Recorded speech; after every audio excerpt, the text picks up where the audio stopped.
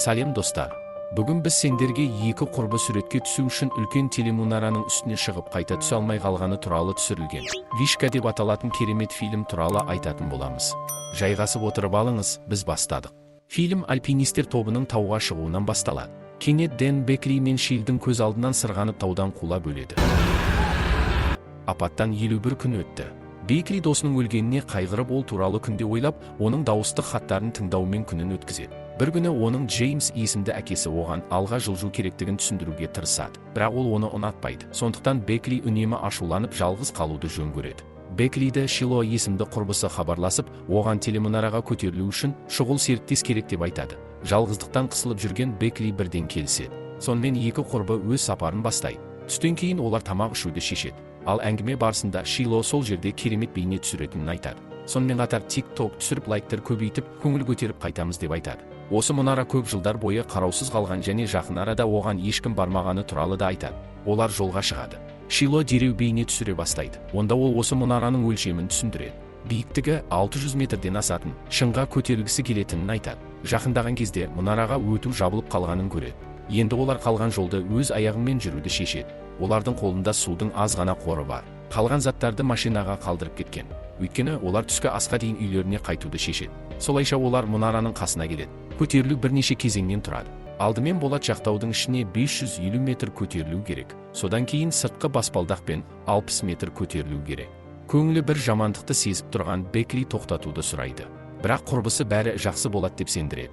Осылайша олардың сапары басталады. Дегенмен мұнараның темірлері шірей бастаған еді. Олар баспалдақпен көтеріле бастағанда, тіпті сыртқы жақшалар да аздап істен шыға бастайды. Бір кезде кенеттен қоршау шығып кетеді. Бекки әрең ұстап қалады. Жолдың жартысында құрбылар Эйфель мұнарасының биіктігінде қысқа үзіліс жасайды. Ол жерден бүкіл аумақты көруге болады. Біраз уақыттан кейін олар бірінші кезеңнен өтеді. Бірақ Шило алға қарай тоқтаусыз шығып бара жатқанда, Бекки биіктіктен қорқып баяулап қалады. Осыдан кейін Бекки құрбысының артынан қалмауды шешеді. Бастапқыда бәрі жақсы жүреді, бірақ бір кезде спутниктер олардың жолынан шығады. Тіпті құрбылар оны кедергі деп білмей айналып өтеді. Шила көңіл көтеру үшін баспалдақты қимылдатып құрбысымен әзілдесе бастайды. Салдарынан 1-2 болттар ұшады және шатырдың болттары босап кетеді. Бірақ оған дейін құрбылар шыңға көтеріліп алады. Олар бірнеше бейне жазба түсіреді. Ал Беккилер құлап өлген жігіті Деннің күлін аймаққа шашады. Енді олар жерге түспекші болады. Бірінші болып Бекки бастайды. Сол сәтте баспалдақ істен шығып құлай бастайды. Шило керемет түрде қуып жетіп, бар күшін салып Беккидің құлап кетуіне жол бермейді. Ол Беккиді қайта мұнара үстіне шығарып алады. Енді қалай түсеміз деп ойланып қалады. Сигнал мүлдем ұстамайды. Бірақ олар дүрбімен сигнал ракетасын табады. Жабдықтары бар сөмке пластиналар үстінде жатқанда, Шила кенет Беккидің аяғындағы жараны байқайды және оны дереу байлап қояды. Шила әдеттегідей бірнеше бейне түсіреді. Біраз уақыттан кейін Шила дүрбімен жақсы қарауға тырысады және алыс маңда фургон байқайды, бірақ оны тастап кеткен сияқты. Солайша 5 сағат өтті, байланыс пайда болмады. Бірақ Шиланың парақшасында лайктар көбейгенін байқайды. Бұл дегені байланыс әлі де бар екенін көрсетеді. Ол үшін сәл төменірек түсу керек. Олар бір идеяны ұсынады. Телефонды арқанға байлап, хабарламаны жазып, оны 15 метр төмен түсіреді. Бірақ бұл ештеңеге әкелмейді. Содан кейін Бекки телефонды аяқ киіміне салып лақтыруды шешеді. Бірақ бұл болады ма, олар білмейді. Бір кез дүрбін арқылы бір адамның итімен серуендеп жүргенін көреді. Бекки оған аяғындағын лақтырып өзіне қаратуға тырысады. Бірақ ер адам ештеңе байқамайды. Түн келе жатыр. Бекки зымыран ұшырды. Бұл жолы оларды адамдар байқайды. Олар көмектесудің орнына көлігін ұрлап кетеді. Түннің бір уағында Бекки Шиланың аяғындағы 143 кодын байқады. Шила Денді жақсы көретінін айтады. Ол онымен 4 ай бойы Беккиге білдірмей қарым-қатынаста болғанын мойындайды. Бұны естіген Бекки күйзеліске түседі. Сөйтіп таң атады. Құрбылар өзара жағдайды реттеуге тырысады. Солайша телемұнараның үстінде отырғанына 24 сағат өтеді. Көмек келмегендіктен аяқ киім ішіндегі телефон идеясы бекер болды деп ойлайды. Бірақ олар спутник үстінде жатқан сөмкені алу идеясын ойлап табады. Рас, бұл үшін тәуекелге бару керек.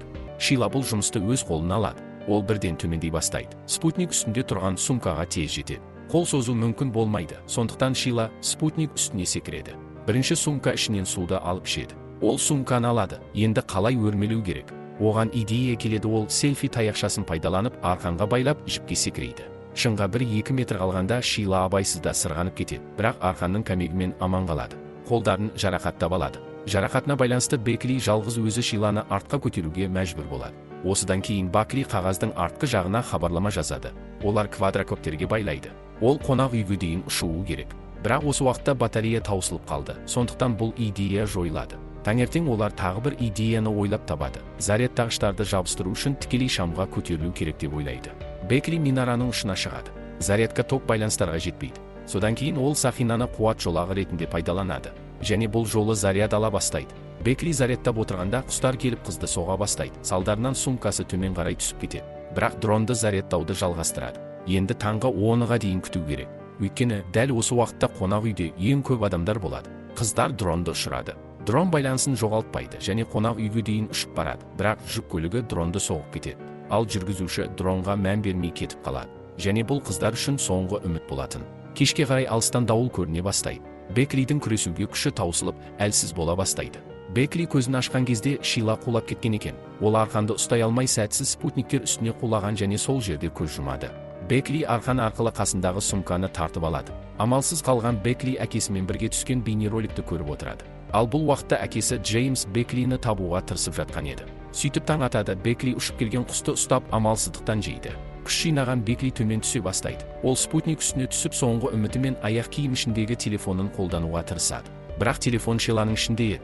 Бекки өлген Шиланың қалтасына көмек хатын салып денесін төмен қарай лақтырады. Содан кейін адамдар өлген денені байқап көмектесуге келе бастайды. Түнге жақын Джеймс мұнараға қарай жолға шығады. Онда Шиланың денесін жауып тұрған үлкен топ құтқарушылар көреді. Әрине, Джеймс бұл Бекки деп ойлайды, бірақ оның қорқынышы бекер болды. Өйткені Беккині құтқарушылар құтқарып алған болады. Қыз әкесін құшақтайды. Және фильм сол жерде өз соңына жетеді. Достар, фильм туралы не ойлайсыздар? Егер сіз солардың орнында болғаныңызда не істер едіңіз?